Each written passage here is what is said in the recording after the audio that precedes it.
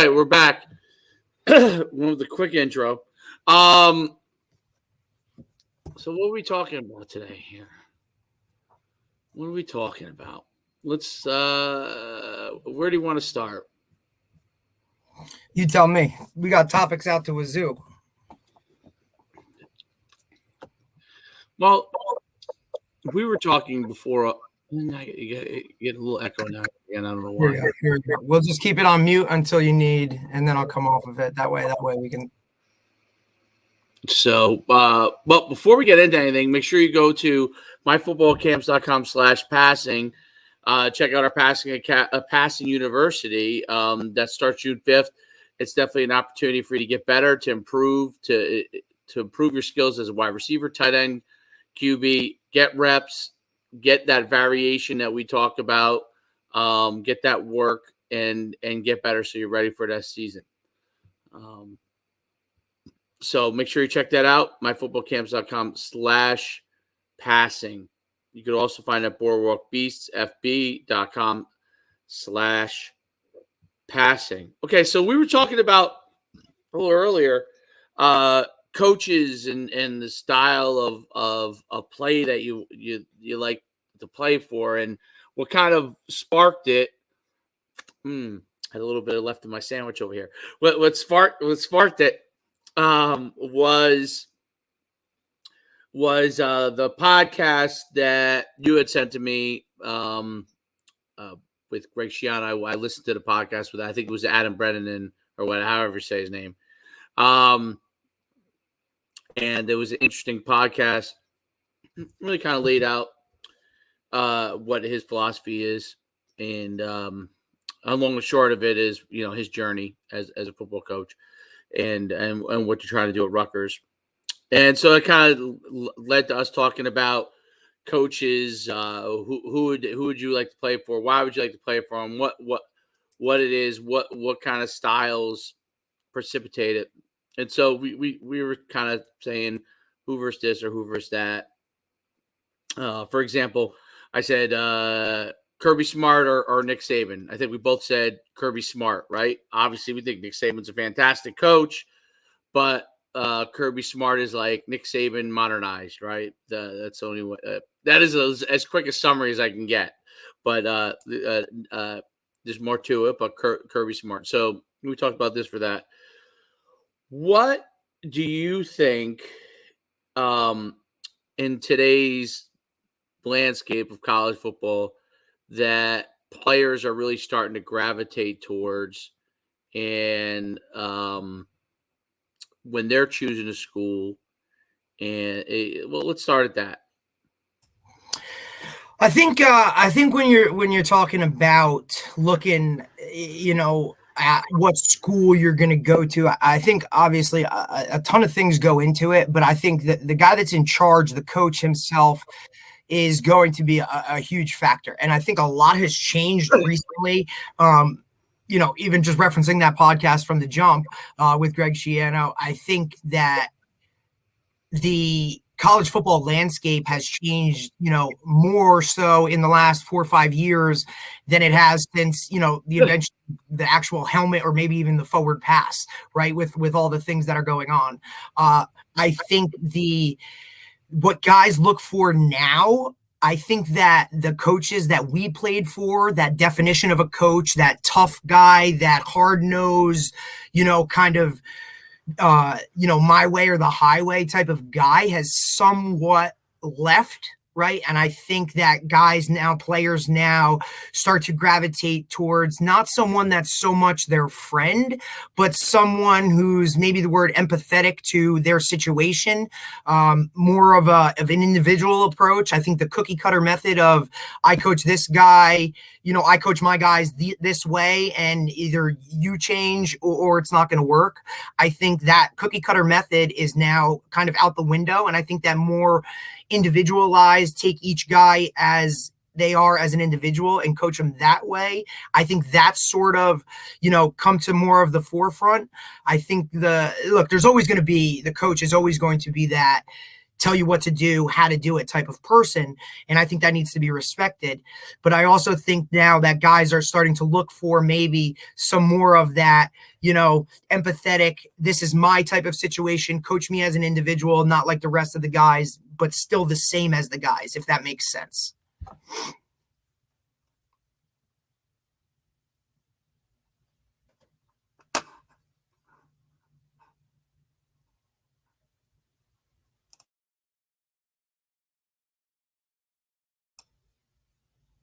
You're muted. No, I'm not muted. Now you're good. All right. So this guy was on, I think he started on TikTok and then now he's on YouTube. I think you'll find this funny. I just want to get your thoughts on it. Just hitting on what you talked about. All right, everyone, come take a knee. Welcome to fall camp. I am your coach. You will refer to me as sir and sir only, and my word is law. I'll be running 3 days for the next month. Hello, team. I am your coach, if that's okay with you. I know that we're all coming here as strangers, but if we do it right, I think by the end of the year, we can all be friends. We will be perfect. We will run drills until we are perfect. We will win until we are perfect. We do not win unless we win by 40. Let's talk maybe goals for the season. Everyone must have fun. Okay, if everyone has fun at practice today, I'm going to take you to Holiday and get you a treat. Do I make myself clear? Let's run some drills. Let's see if you sad sacks are worth anything. Okay, let's just hop into some team bonding. We're going to go around the room. Tell me something about yourself, because we're all special. All right, first drill, bowl in the ring. Hey, fancy pants, get in the middle, and everyone take turns running as hard as you can and hit them as hard as you can. We got to toughen up before the first game. All right, so first drill, everyone circle up, take a seat. We're going to play duck, duck, gray duck. Oh, okay. Yeah, you're upset. Well, here's a news flash for you. Your kid sucks, like really bad. Kid can't catch a cold. Only reason why he's still on the team is they need someone to pick up the cones after practice. Oh, Shanice, how are you? Oh, you're upset that he's not getting enough playing time? I'm so sorry. That's completely my fault. I'll make up for it. Maybe this next game I can let him play and be the head coach. How many times do I gotta say it? No water. There will be no water at this practice.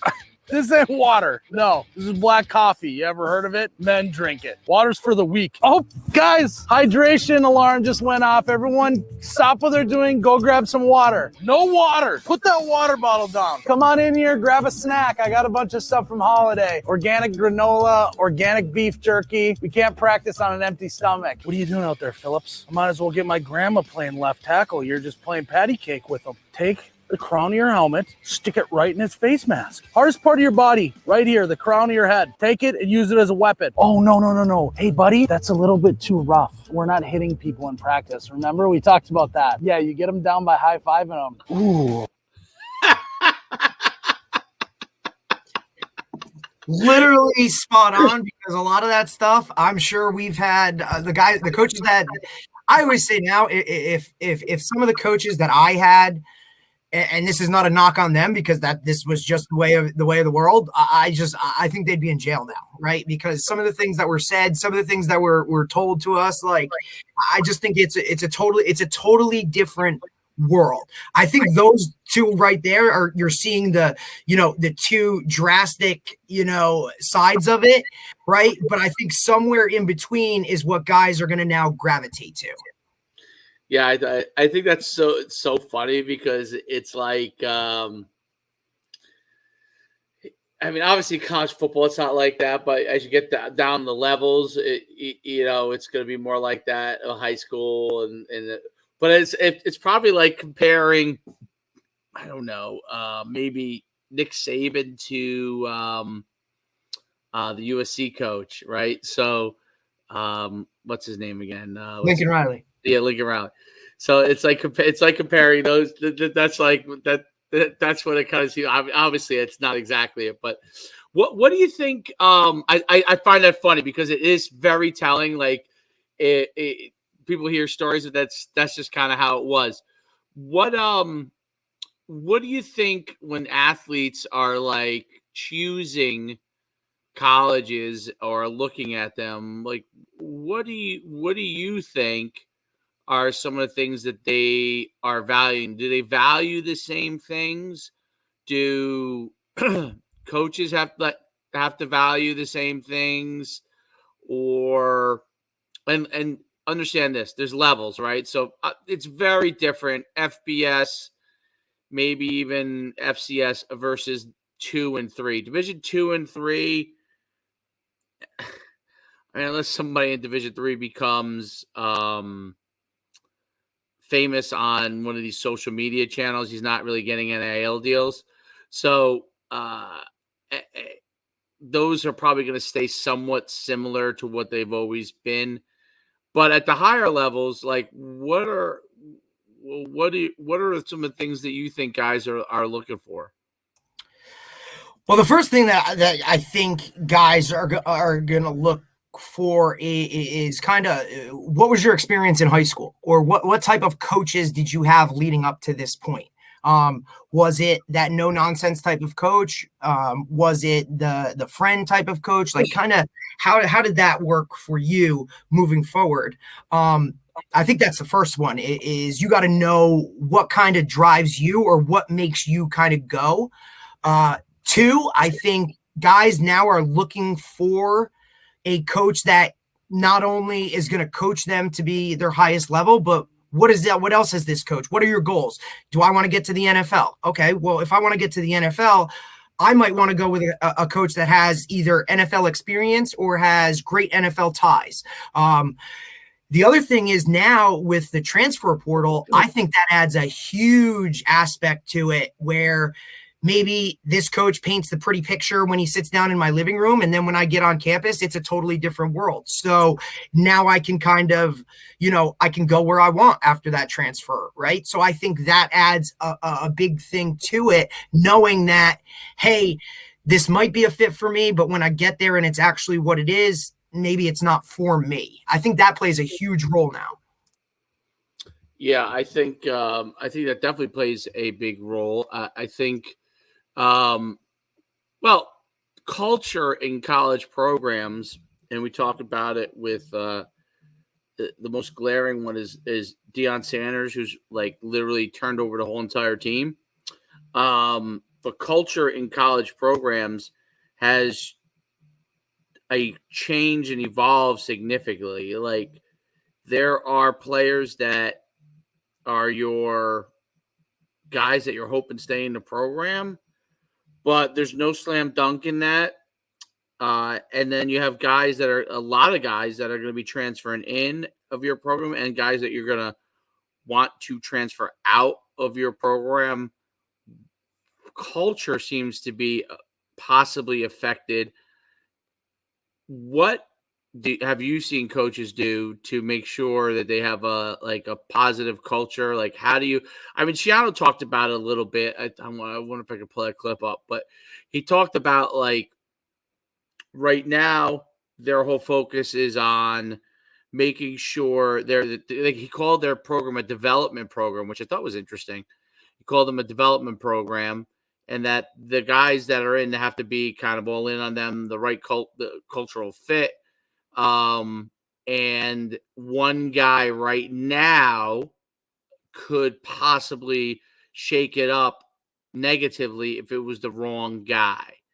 And then, he said, maybe 4 or 5 years from now or a few years from now, when the culture's super strong, then yeah, maybe he could bring in some of the guy who maybe the culture is so strong that it will affect that guy more than it'll affect the team, right? So I think that's a huge part in college football.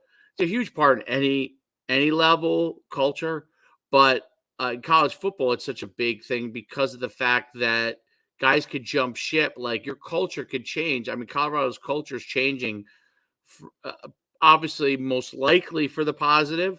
But from all the players that they had basically there to a whole new roster. And is that even good for college football? I don't know. I mean, yeah, you're talking 70 guys leaving a team in one season, but I think culture is built around now, obviously your head coach is your figurehead, right? Like he is what speaks for your program. Take an example, Adabo Sweeney. right? He takes over a Clemson program that was really kind of one way, and now he comes in, instills his type of culture, what he wants to do with it, and now all of a sudden you see that program change, and now it's kind of a blue blood of college football. Alabama. The tradition was always there. It had gone away for a couple of years. Nick Saban comes in, and now the culture is back to what pertains to that locker room. I think what Coach Schiano was referring to is as he builds this program up, and now with the transfer portal, it's not going to, the guy that you recruit as a freshman coming in, right, where he's going to make an impact, say 2-3 years, you look at the progression as he stays within that program, might not be the case anymore.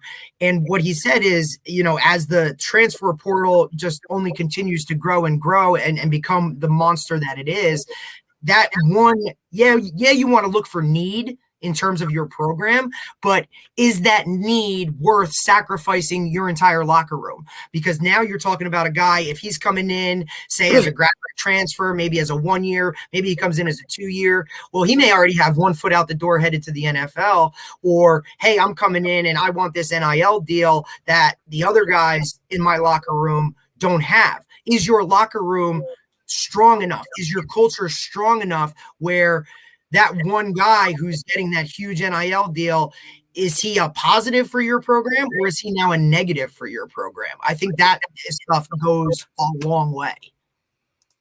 Yeah, I think it goes finding the right fit for your program is a big deal, but I think it's also an issue of what are you paying? What are you paying guys? What is your bankroll, and what can you do to get those players in? I think it makes a big difference of what you can offer players. I am even a player that isn't getting that, like an NIL deal, or let's say they're getting some offensive lineman. Let's use that as an example. They want to be a part of a program that has the ability to do those things, right?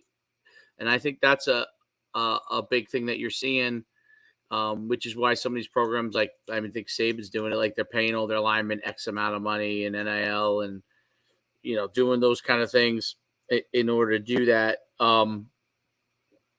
What programs, well, most importantly, what do you think high school coaches are advising their players on? How are they evolving in the process? Like, I think that's one of the gaps between high school and college. The colleges were thrown with NIL and transfer. It's all thrown into, they had staff up, but high school coaches, even the top programs, don't have the staffing to be able to counter all the stuff that's going on. What does a high school coach have to do to be able to understand this whole process so they can advise their players properly? Well, I think the first thing that they need to do is they need to educate themselves, right? They need to understand the changes that are happening in the college game. They need to understand the process of how it's changed in the recent years, and then ultimately look to that education to kind of make sure that they know the ins and the outs of this new system, right? A lot of these guys, how they are, they kind of they're stuck in their ways. They do, they do what they do, right? And they kind of, maybe they get a memo or an email on like, hey, this is the new rule changes, or this is that, right? First, you got to educate yourself, because we know, look, and we see it all the time, right? How often parents, whoever's in charge of the student athlete, is not informed on what to do, how to do it. So the first person they turn to is their high school coach. If you don't know what's going on, if you're not educated, or you're now giving the wrong advice, I think that's a problem. Some of the things that I think need to hit on once you're educated in this whole factor is, look, ultimately it's still college athletics, right? You're still going to college to ultimately get an education, right? You can reference how many guys ultimately play college football from high school. You're already, slashing it down to whatever percentage are going to that next level.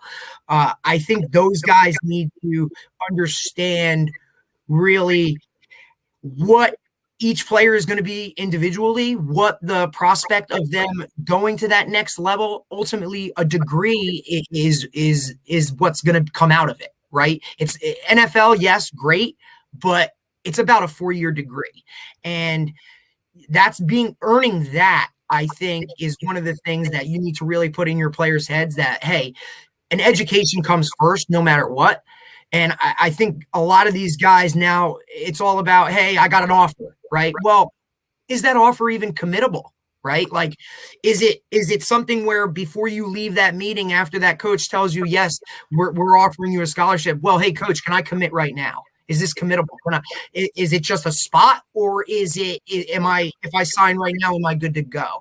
I think the education of that is really where these high school guys need to sit down, and not only just the head coach himself, but you need to now talk to, your entire staff. You need to talk to your guidance counselors. You need to talk to the athletic director, because these assistant coaches are coming in the building, and if they're interacting with people that don't understand the whole process of this, now you're already setting yourself up for failure. Yeah, I think college coaches, what they're looking for is vastly may not be expressed to the high school coaches or the players as much. My point on that I think is really important on a committable offer. So there's just two thoughts. There's coaches who kind of don't offer everybody, like Shiano touched on, and then the coaches who offer everybody. If I'm a player, obviously eventually you want committable offers, right? But if coaches offer you and they're not committable, let's say a coach, I don't know, let's say a Tennessee coach and South Florida coach offer you, put that out in social media. They see that you're offered. Does that then bring in committable offers? My thinking is the players get that is being leveraged for possible committable offers. It's a college coach saying, and this is the one area where I agree that you want committable offers, but from a player standpoint, if you're looking for leverage, that's the biggest thing you lack as a player is leverage. I'm thinking from a player standpoint. How do I gain any leverage if I don't have offers yet, right? Once I get offers, committable or not, I have some leverage, right? 100%. And I think that's where it comes into, like, you have to know the difference. You also have to know how to use your social media in your benefit. You have to lobby those types of, look, how many times other than someone who knows the game like we do, right? Or is in it, how many times are those people going to ask, well, is that offer committable? Like, only a coach would ask that, right? Or somebody who's involved on a whole nother level. As a player, as long as that offer comes across the table, I'm posting it on my social media, right? Because now that's going to, how many times do we say, hey, once you get this offer, it's dominoes, right? It just falls in line. Ultimately, what these guys need to understand, and the recruit, is that there's no recruiting without the recruit, right? So use that to your advantage. Like, you want me, correct, coach? Like, that's what we're talking about. Like, you want me on board, so use that to your advantage, right? I think that's where some of that leverage can come in play. Also, if you come across knowing the ins and the outs of the recruiting world, you've done your homework, right? Like, you've done the research, and you're going in there educated on knowing the process, knowing what it takes, knowing when I can't talk to you, knowing camp schedules, that type of thing. I think that stuff plays in the recruit's favor. Well, I think about like a job offer, right? So if you get a job offer, even if it's not great, the next person that offers you a job, you have some leverage. So this happens much more when you're coming out of college than it does when you're in the workspace, because for the most part, if you're in a job and then you look for a new job, you're just looking at one new job here. It's not like you're fielding offers. But when you're coming out of college, or like when I came out of my MBA program, after I got done playing, I got my MBA, and we had a whole thing where companies would come in, pick. It was like a matching pick guy. You choose ones you're interested in. They choose. Yeah, it's like speed dating. It was like speed dating, but I guess you spent an hour with them. Some of them probably didn't want to spend an hour with me, but they spent an hour. So luckily, I had like 6 or 7 interviews. I don't know what I had. I had a good amount of interviews. It was great. Well, I came out with one offer initially, and that offer was not the place that I really wanted to go, but it was an offer. They actually had offered me more money than the other place, and then the company that I was hoping would offered me a job, and I had a little more leverage in negotiating because of that, right? Because I had another offer. But if I had nothing, zero, I would be taking whatever came my way, and it didn't matter how much it was, or I'd have to go back to the drawing board again. So from a recruiting standpoint, bird in the hand is a big, big deal in recruiting. And when you start to get offers, I think it's nice that you say, hey, it's a committable offer. But as a player, initially, especially if I'm like 9th grade or 8th grade, I'm not committing anyway.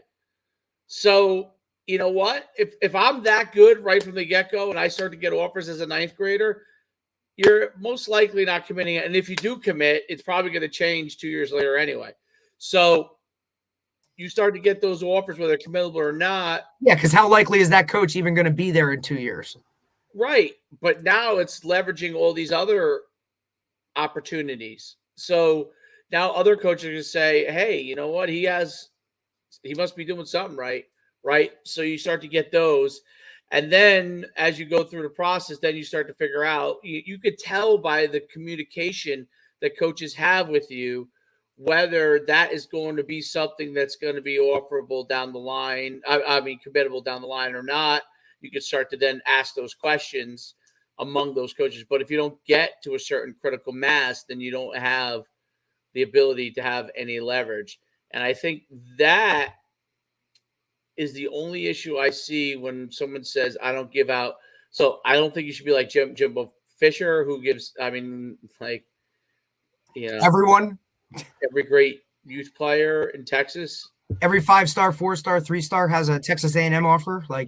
Well, let's look at it from both sides, though. Let's look at it from both sides. Well, here's one thing that Chiano brought up that I thought was absolutely great. So you're talking, look, obviously the distribution of money, right, within college football itself, it runs the gamut, right? So whether it's, if you have one of these traditional powerhouses where you now have money that comes from alumni and that's ample, right? I think now what he has the issue with, and I think it's a great point, I never even thought about it, was now all of a sudden, who's to say that now guys don't go to certain teams, right, because of NIL deal, but they're a walk-on. But really, we're using that NIL deal to pay your tuition. And you're basically a scholarship player going to a certain school, quote unquote, not scholarship, but your NIL deal pays for your tuition. By the way, that is the most brilliant idea I'd ever thought. So I went and looked it up. To see if there's not a whole lot on it. But I did see there is a guy. Who is it now? Oh, he's giving money to all like walk-ons from each school. I have to look it up again. But so he's giving money to walk-ons from each school towards their education, $25,000 per walk-on. So how much would, like, hey, that's great, you're walking on in Alabama, but like, are you really a walk on? Current walk on, so they don't leave. So let's say you're a walk on that's like a very good player. Okay, maybe you're running down on special teams, but you're not quite there yet. If I give you $25,000 that basically offset your tuition or almost all of your tuition, you're gonna stay, and then I know that if I can give you that money each year, I don't have to give you a scholarship. Whereas in the past, that guy would have had to probably get a scholarship if he was that good. Right. And now you're talking about using your scholarships on guys that you could have used on the next class or whatever. And obviously it's year to year based, but that was something that I would say, okay, that's a gray area that needs to be discussed. How do you do that? How do you maneuver that? How do you make that happen? You can't stop that. So let's say you or I walked on out of school. Okay. We are a big time prospect. And they come over to me and they say, hey, listen, we're going to save this. Your tuition is going to be built into this NIL deal. And we're going to give you $200K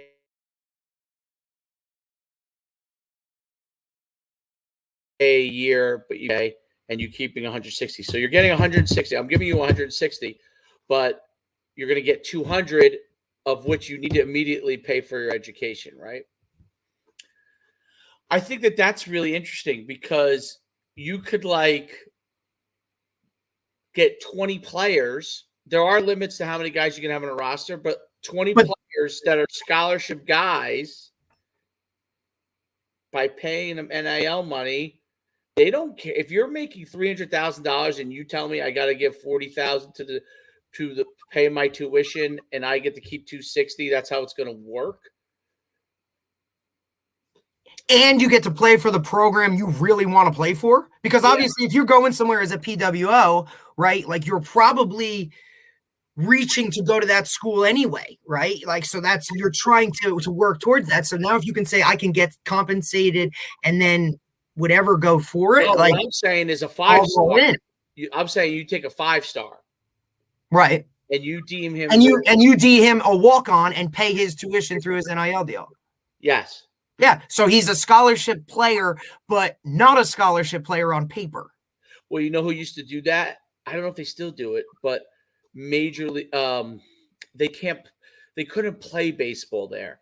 But if you were like a minor league player, like the University of Miami when they made the flip and they were given track scholarships. Yeah, right. So I guess there's no rule right now in place for that.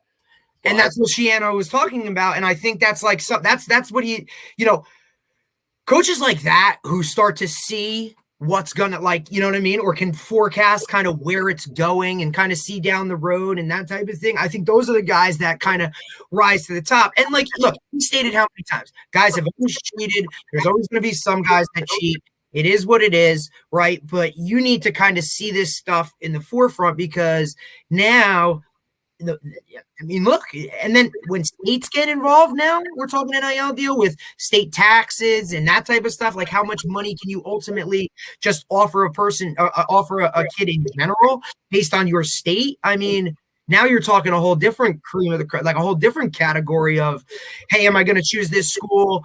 It's the same thing. LeBron going to the Miami Heat, right? No state tax. Or I want to play for the Dolphins or the Jacksonville. There's no state tax. That's another thing to take into consideration. So if you get an NIL deal and you went to Rutgers, okay, you're paying New Jersey taxes. If you got an NIL deal and you go to the University of Florida with the same amount of money, you're keeping a boatload more of that money. That's a big deal. Why would you want to go to a school that has a high tax rate? I mean, the NFL guys complain about it all the time. They don't want to pay those high taxes. So players in college football, the way the landscape is, that means that you're going to go to Texas, Florida, Georgia, South Carolina, places that have little or no tax rate, Alabama, right? and play, not even just because they're good football programs, yes, but now from an NAL standpoint, from a business standpoint, you're keeping a lot more of your money, which I didn't even think about. You're keeping a lot more of your money by going there, just like the NFL players would. I think that's going to stop people from going to school in the North, right? So the entire Northeast. Why are you going to go? Why am I going to go to Boston College? Why am I going to go to Syracuse? Illinois.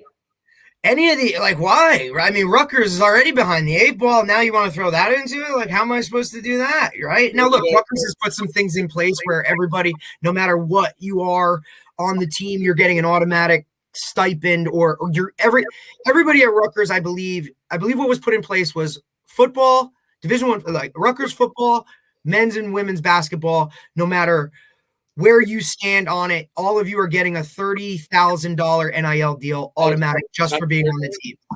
That's what they're doing? That's what they're doing, right? And that's a way to kind of counter it a little bit. Hey, I'm guaranteed this no matter what. But really, like, if you're telling me I can go to Texas A&M and I can, that oil money that's coming into the school, now I can just get a bigger bag and then keep most of it. Right, because the financial literacy, I think, is something that needs to be educated as well, right? Like, these guys need to know about state income tax. Most of these guys think you just make a check and you take it home. Absolutely not, right? Like, so that stuff needs to be educated. But like now, it's just another thing for certain schools in certain geographic locations to have to now fight against in order to get players. Financially, it's a huge obstacle for North and California to become the best. Huge obstacle. What teams were top 25 last year? Curious. Top 25 last Now, here's the other part about it, right? These guys all want to go to the NFL. Okay, right. But if you're talking now life after college football, not in the NFL, right? Right. Would I rather go to a school in the Northeast because my job opportunities are better? I don't think that matters anymore as much. Let's think about it. If you're in finance, maybe you want to be in New York, but you could do. There's a lot of places you can do finance from now. And now with everything being so remote, and if you're tech, does it matter? I mean, California is where most tech is. So the states. Here's the top 10. Georgia, lower tax state. TCU, lower tax state. Michigan, pretty high tax. Ohio State, a higher tax. Alabama, low tax. Tennessee, low tax. Penn State, for the Northeast, probably lower than everybody else. But Washington, I'm not sure. My guess would be higher tax, but I don't know. Tulane, Louisiana, probably. Tulane was number 9 last year. Yeah, I don't. Listen. Well, if they do it again this year, they will see. But I mean, holy. Wow. Yeah.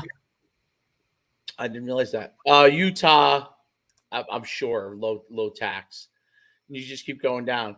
So right now, it doesn't seem like it's overly affected. It seems like it's mostly like whoever. I think we're also in the starting stages of it right now. You're talking college football playoffs expanding to 12 teams in 2024, right? So that's something that's happening. You're talking about, I think what's going to have to be done is conferences are going to have to start to police it, right? And now, as you can see, teams, you got USC and UCLA joining the Big Ten, right? Like teams are just the whole. I think the conference geographic location stuff is going to go out the window. And I think ultimately it's going to be, you're going to still have some sections, but not as many. So I think the conferences are going to start to have to police stuff. Yeah. Yeah. I don't know. Yeah. Well, conferences eventually going to take over maybe in the NCAA. Who knows what happens to it, but it's have you ever seen the show, Ted Lasso? You know what that is? You ever heard Great of it? show. Have you seen it? Every season. Oh, you watch it all? Okay. Every episode, bro. Football coach who becomes a soccer coach. Yeah, he goes wherever, and now he's in the league, and dude, it's like it's the perfect mix of it's the perfect mix of like coaching, but like real life thrown into it, right? Where like you can kind of see he's quirky, but he does make a lot of sense, right? And especially as a coach, you kind of see you can relate to the stuff that goes on. But great show. Yeah, I know. I love how he gets the best player who's like against him on board, and then but one of my favorite scenes. Let me see if I can. He also learns how to deal with like the personalities of a locker room. Like it talks about the personalities of a locker room and how do I deal with this guy who and look, you can see it in that where one individual can turn an entire locker room against whatever, right? If that guy if your best player doesn't like the coach, then it's just going to kind of trickle down, and none of these other guys are, right? But you kind of go back and forth with that great show, right? But I think you see that a lot, and I think now it used to always be the kids can't, a coach can just can go and take another job anytime he wants, right? Like whether a contract, buyout, all that kind of stuff, he can just up and leave wherever. These kids were then committing to that coach. That's not the case anymore, where you literally have to not only recruit high school, right? Now you have to recruit transfers, right? Two totally different staffs, high school recruiting, college recruiting, right? In-house. And then ultimately you're going to have to recruit your own team. Yeah, no, it makes sense. Absolutely. I think let's see if we can play this. This is early on when everybody's still kind of against him. But I think that's such an interesting scene. I love that scene. That is like maybe my favorite scene from a show like that, right? Like a guy. So when you think about from a standpoint of what you got to do to build your team, like who doesn't want to be around someone who thinks that way? You know what I mean? Who thinks like, you know what? Like my job as a coach is to find out why you're here, what you're doing to be better, what you're thinking about, and how can I meet your objectives. When you're out there and you just judging purely off of what they can and can't do,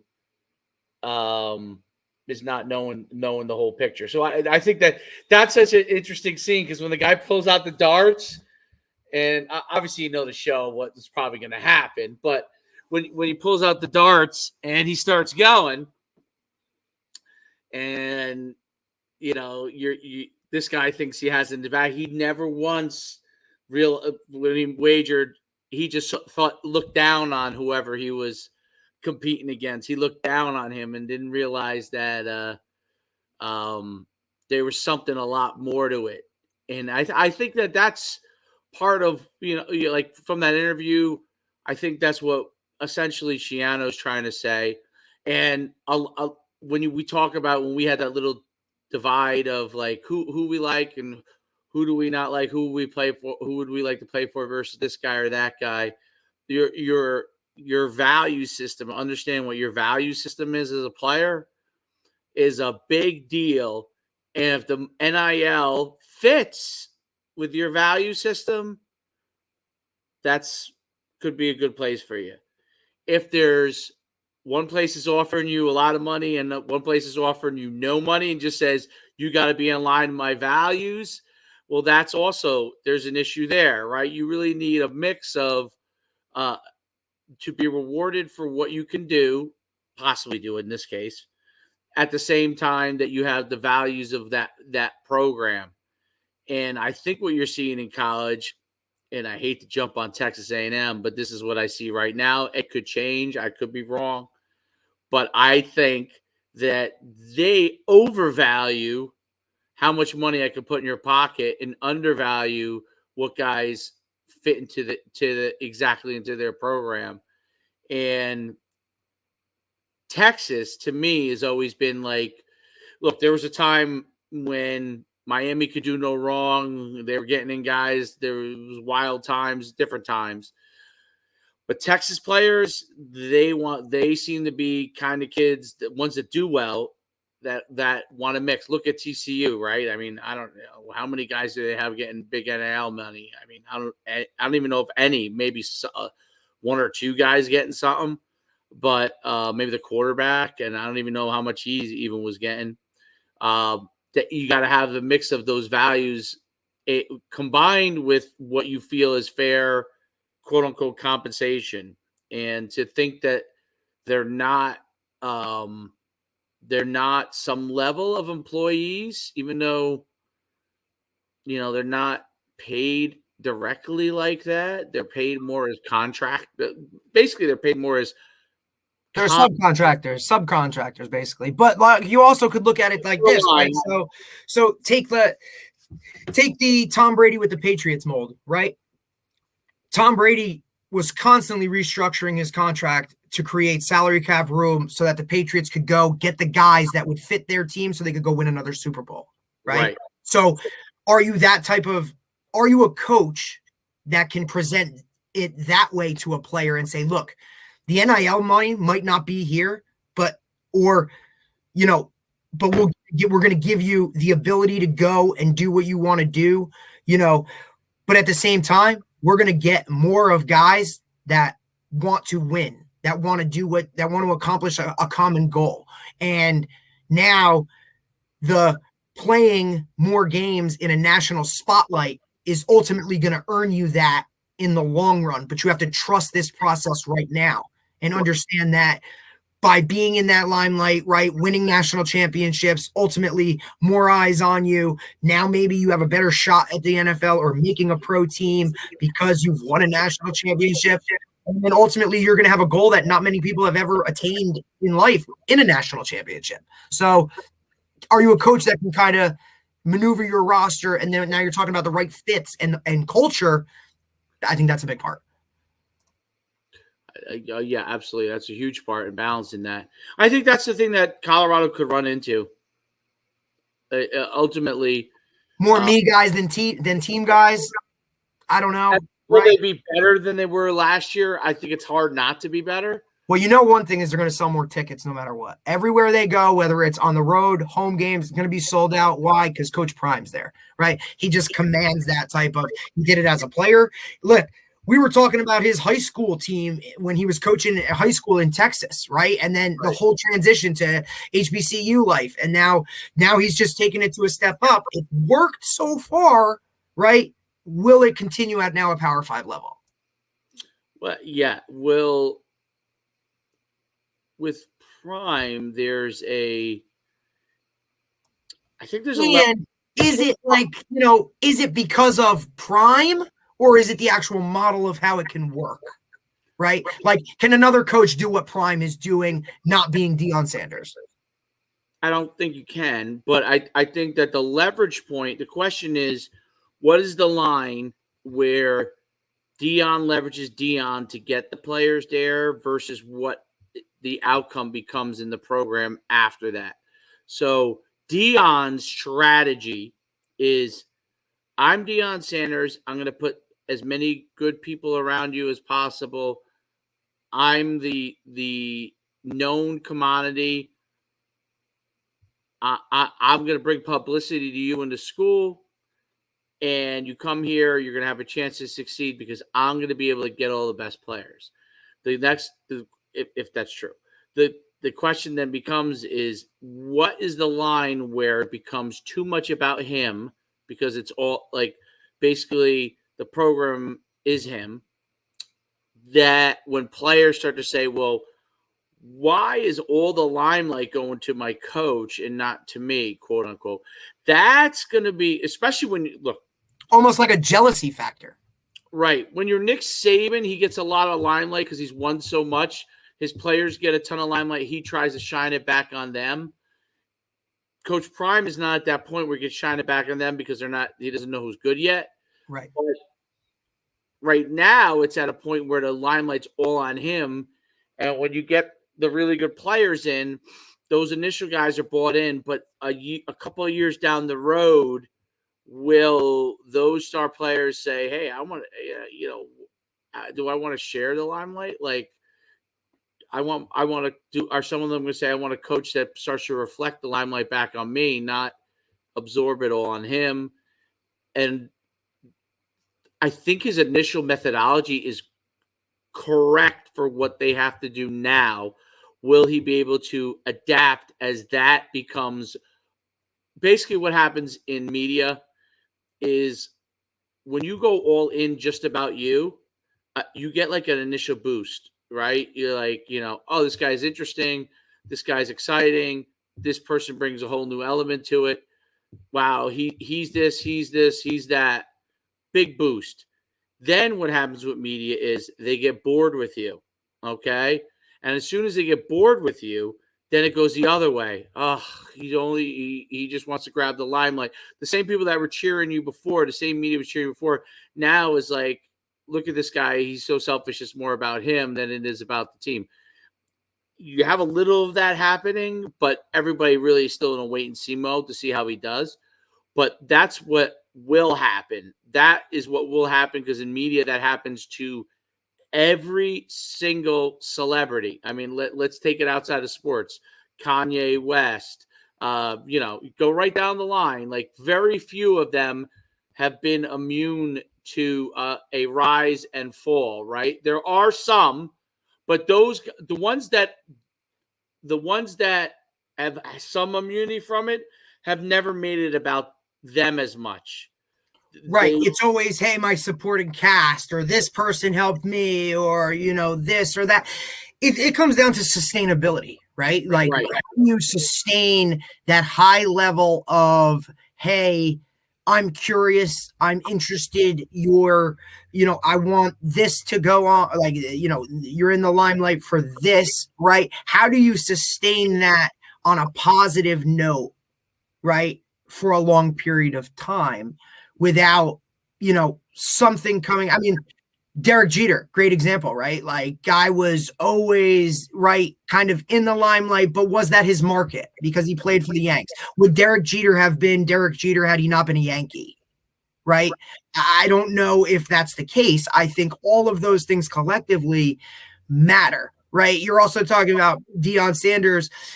Is Colorado a traditional blue blood of college football where, like you said, though that program itself could be sustainable without Deion Sanders doing what Deion Sanders does? I don't know.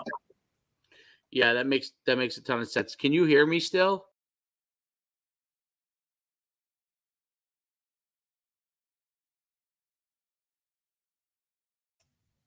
Can you hear me? Because now I can't.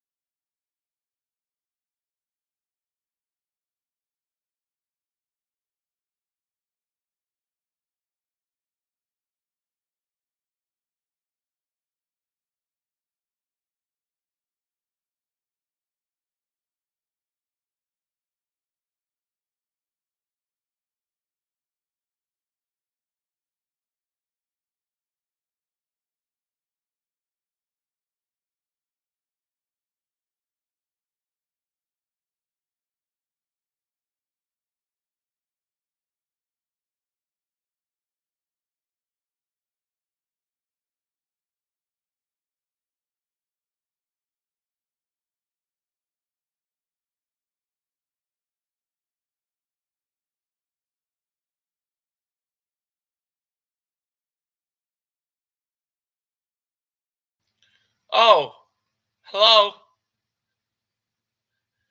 Oh, you're muted. Yeah, I got you. I That's disappeared. interesting. That was weird, right? Where did I go? Things happen. Technical difficulties? Were you Yes. still on the whole time? Whole time. Were you able to talk the whole time? I was waiting for you, but yeah, I was fine. Nothing on my end. My whole computer. That's twice today I've been on hold for a heck of an amount of time. Well, you were on hold last time on accident. That was just beyond. But to get back to kind of where we were at, like I said, I think it's too early in the game to really tell where it goes. Now, look, the turning over of a roster in 1 year, right? Like my boys are, my guys are coming, I'm bringing my luggage and it's Louis, right? Like, okay, he turned over a roster in 1 year. Is that going to constitute wins and losses immediately? I'm sure one or two, but is he going to go from, are they going to now all of a sudden be a top 10 team? Maybe. Right. But is that sustainable? Can he constantly be that? And will this hype of Deion Sanders at Colorado, are guys now going to search for that? Right. And does that constitute the high level player continuing to go to him year after year after year if ultimately they don't win? Right. Like, I feel like the guys he brought from Jackson State will ride it out, but I don't know that everyone else will ride it out.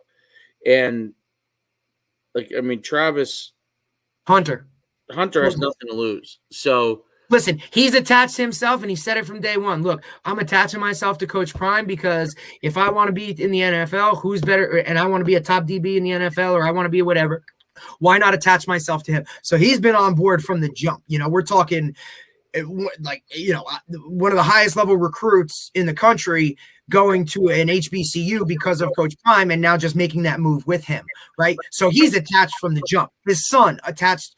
Would his son be at the level that he's at, a Power 5 guy, had he not been Deion's kid? Well, where did Shador initially? He was at South Florida Carolina. Atlantic. Where? Florida Atlantic. With what's his name, who had just gotten fired from Florida State, Willie Taggart, I believe. Did he ever play for them? No, he had verbaled, was all set to go, and then when Dad took the Jackson State, flipped and said, "All right, I'm gonna go with my pops."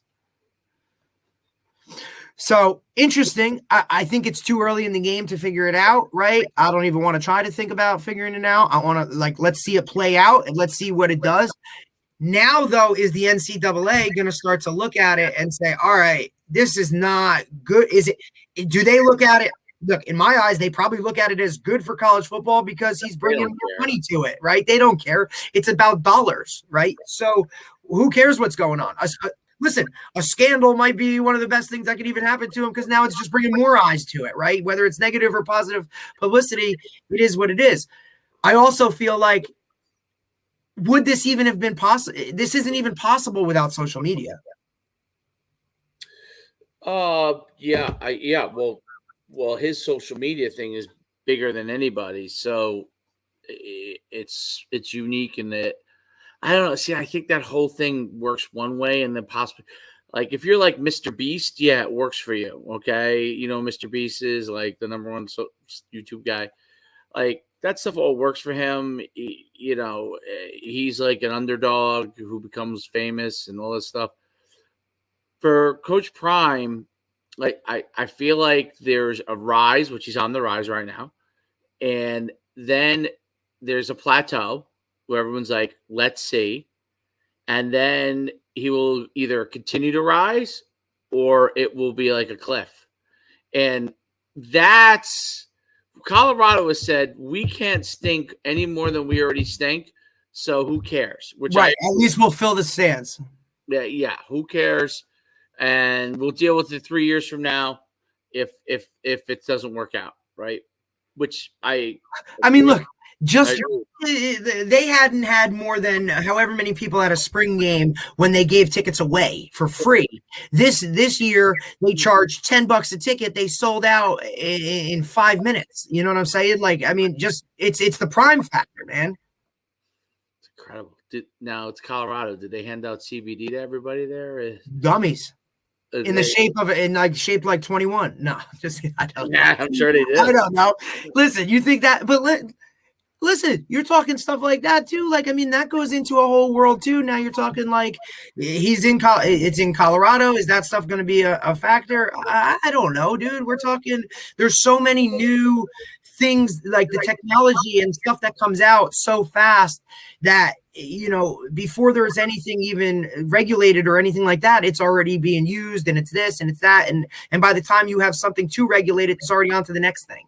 Right. That's just the pace of how things move. I mean, things move fast, but ultimately, look, I think it's going to be a heck of a show to just watch him do what he does. And ultimately, if he has success doing it, how many other guys are going to go and try and copy the mold? I don't know if anybody can. We already saw somebody try it at HBCU. That was not really a good ending there. That's for sure. Also, I just don't think you see guys like, I don't think you see guys of his caliber level that have success like he did both in the NFL and as coaches, right? Like, a lot of, just because you played the game doesn't mean you can coach the game, or doesn't mean you can coach the game. I don't think Dion has to coach the game. I don't think he coached the game at all, to be honest. No, I don't. X's and O's? No, I don't think he does any of it. Well, he hires the guys he hires. I mean, when I watch the videos, what I see is a guy who's basically dancing to the music and is in charge of the whole thing. And he has hired the guys to do it. And he's the figurehead, right? He is the. Now, look, here's my thing though, right? Like, if you're one of those assistants, okay, right, and we're talking about jealousy factor or whatever, how long before you come out and say, look, this guy just does what he does, but like, I'm the one making adjustments. I'm the one coaching the kids, right? I mean, he basically, when he had his medical stuff that he went through, he wasn't around those kids in the middle of a season. That was at Jackson State. At Jackson State, when he went through all of his foot issues and that type of stuff. So that thing still progressed, and they still went without him in terms of that, right? I know you're taking it up a couple notches, but how long before that becomes an issue? I don't think that will become a huge issue if he hired the right guys. I think that soldiers. Well, like, for example, he hired the Kent State head coach as off scorer. The guy's already been a head coach. He knows what that's about. I think that all that happens to, if, like, let's say a guy like him succeeds, let's say they win 6 games and he's, you know, they get, that guy's going to get a head job.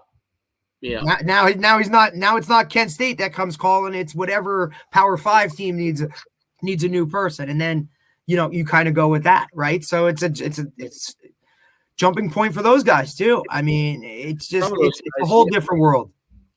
Yeah, I mean, I think that whole image, like the cowboy hat, the, you know, Prime's music, like, I never seen. I don't think he wore a cowboy hat when he was in Texas.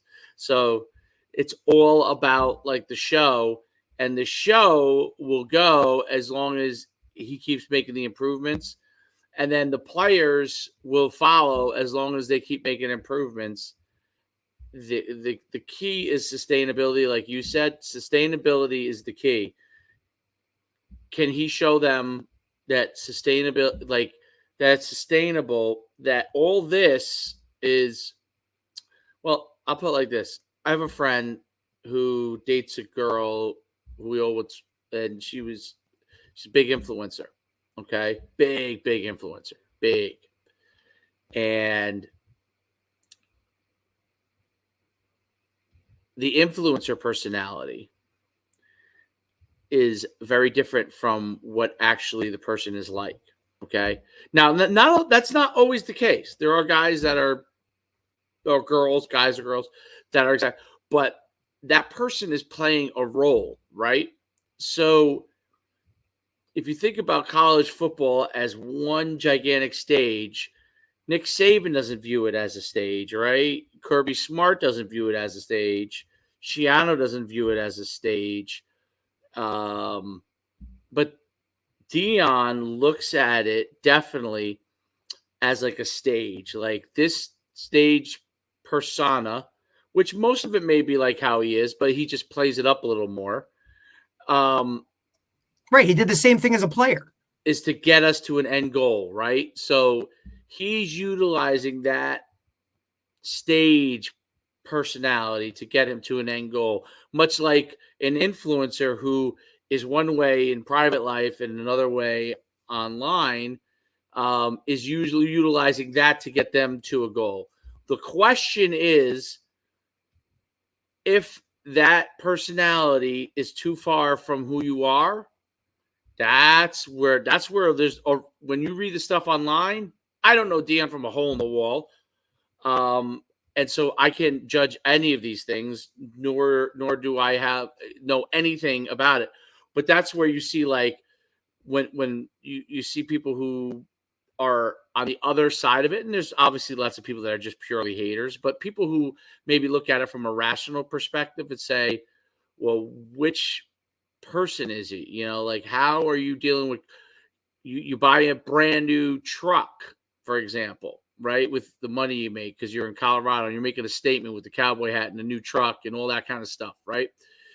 Is that for show or is that for go, right? And the show help you get to go? I don't know. Ooh, that all right. But my thing is also, right now, the kids that he's recruiting, their parents grew up watching Dion primetime. Does that fade?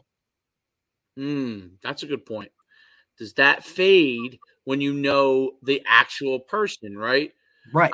When what they used to say, when fiction becomes the truth, print the fiction, right? So it's like, do people want to know, right? So that whereas when I do listen to like Shiano, like, I get the vibe. I believe the way he thinks. I believe what he's saying is exactly what he believes. There's no. It doesn't matter whether you agree with him or disagree with him. Like, there are things I disagree with of his approaches, but I feel like that's kind of who he is.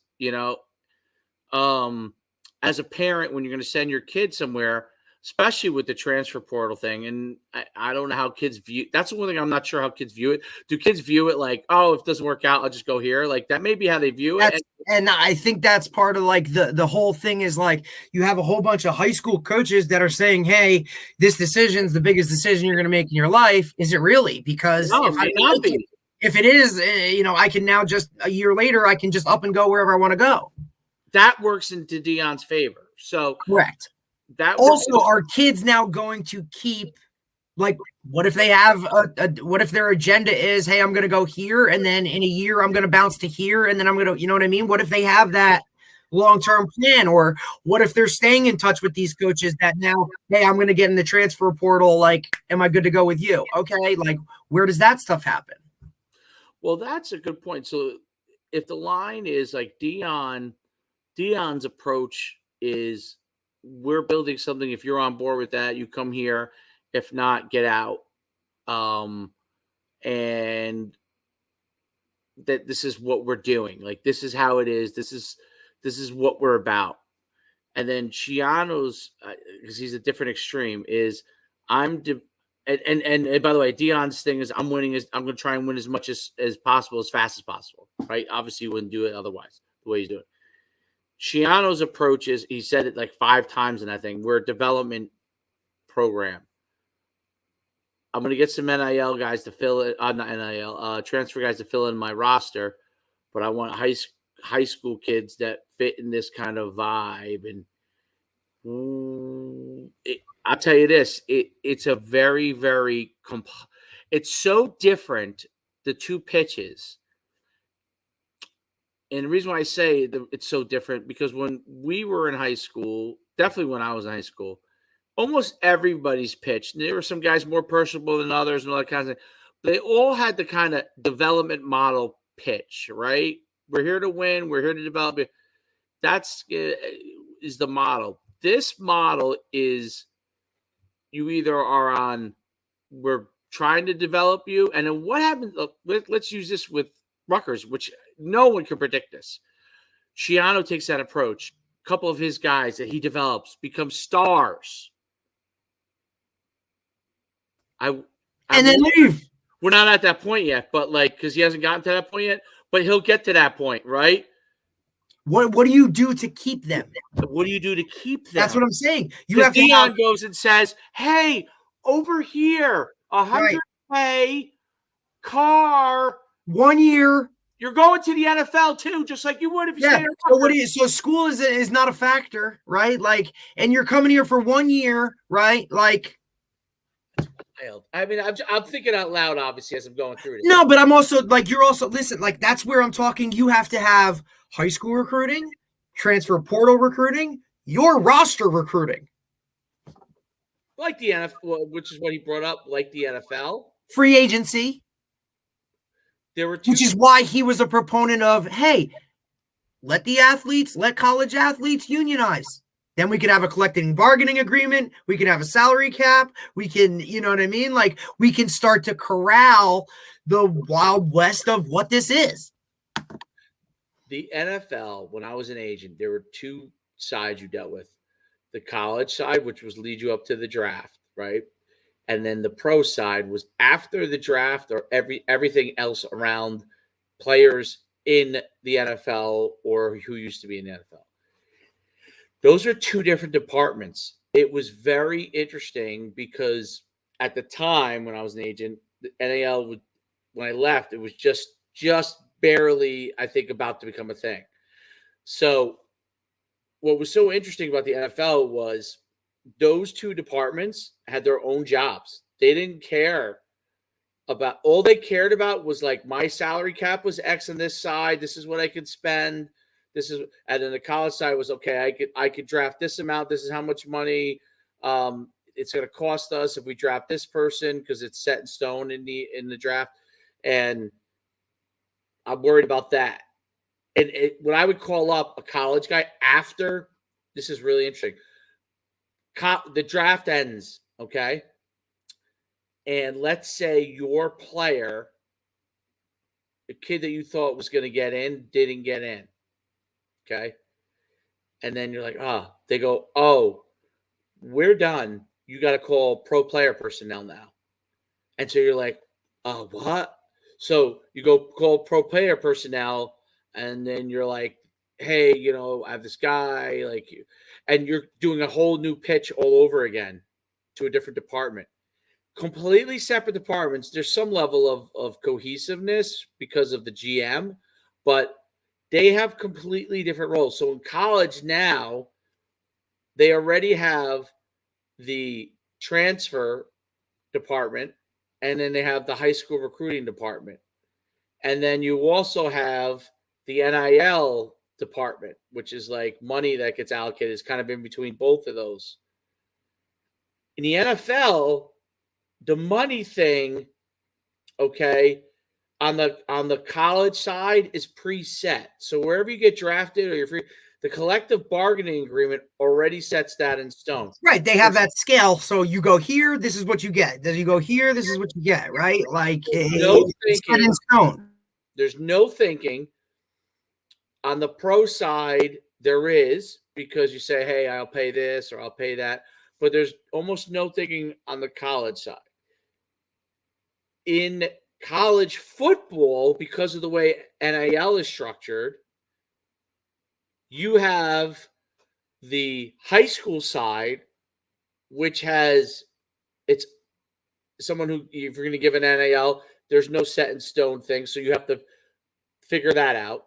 The transfer side, where you also have to figure out what's the value of this person, blah, blah, blah, blah. And then the current players, which you talked about having to recruit them, the current players and what they need. You literally have three areas that have their own financial needs beyond the scholarship that you're managing all the time.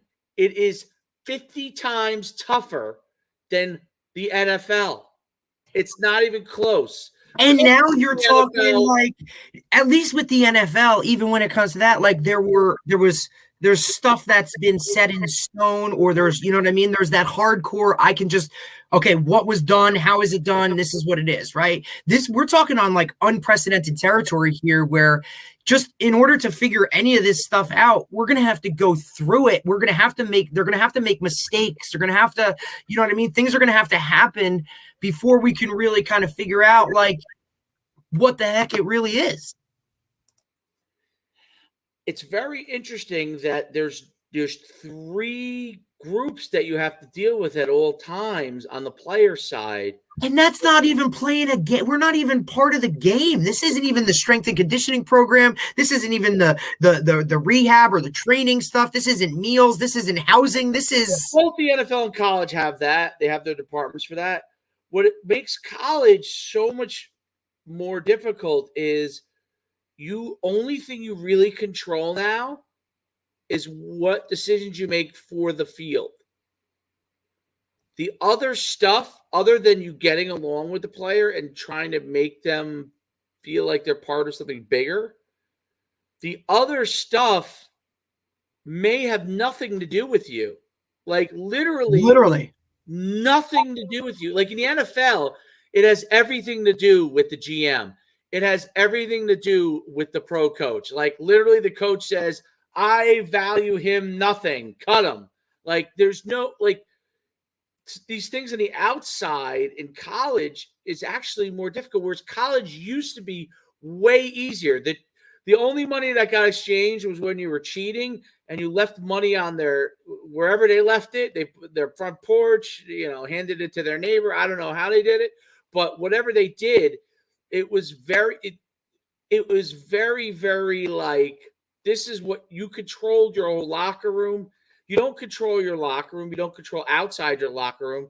You struggle to control inside your locker room. It's wild to me.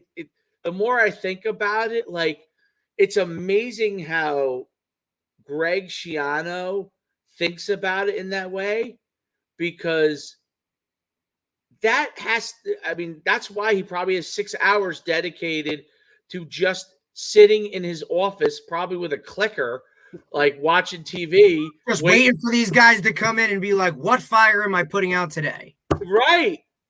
Like, what issue do you have today, buddy? Like, how can I help you? Or what can I do? I mean, he needs that time to and then ultimately, does that lead to now, right? Because, I mean, I can't go to an assistant coach with this issue, right? Like, what does he know about, like, my NIL deal or any of that? Like, they might not even be privy to any of that, right? Like, if you want to keep it all separate, that's a totally different department, right? Like, but you're right. Like, it's probably why he's adjusted himself this second time around at Rutgers, rather than go sit in the offensive meeting room, rather than go sit in the defensive meeting room.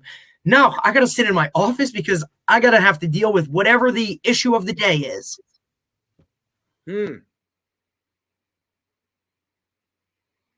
Changed my thoughts about him a little bit. I'll tell you this, he deserves a lot of credit. Especially at a small, like, we say small, but we say, I guess, lower tier program. Well, they're in the biggest tier conference, but their success has been lower tier. And then obviously the landscape, and I want to leave on this because I got to go pick up pizzas for friends. The landscape of the conferences are changing so dramatically too. I don't want to go to. Let's save that for next time. I'm gonna write that down because I want to talk about it. The conferences, but USC and UCLA going into that traditional Big Ten Midwest conference, baby. Big UCONN. Maybe UConn getting into like a Power 5 conference. Driving flying bazillion miles. To play football and go get killed by Oklahoma. No, hopefully we don't get killed by Oklahoma, but that's probably what will happen.